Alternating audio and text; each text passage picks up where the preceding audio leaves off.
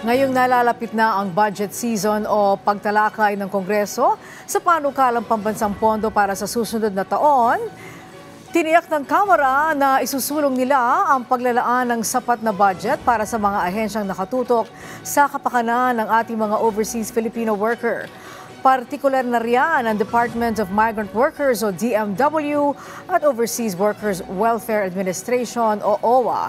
Sa programang Bagong Pilipinas ngayon, kinilala ni House Committee on Overseas Workers Affairs, Chair at Tingog Party List Representative Jude Asidre ang mabilis na aksyon ng DMW at OWA para mapauwi agad sa bansa ang mga Filipino seafarer na nailigtas mula sa MV Tutor sa Red Sea.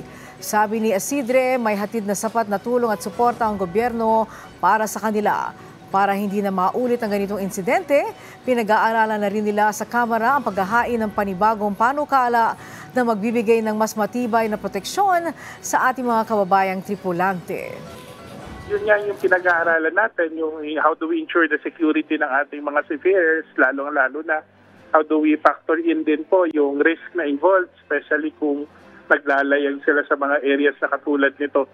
Pero sa ngayon po, ang importante po natin masigurado na nakita po natin in less than 48 hours ay naisagawa po natin ng repatriation. Siguraduhin po natin ang ating mga agencies na involved katulad ng DMW, ng OWA ay mabigyan po ng sapat na pondo para gampanan po ang kanilang tungkulin.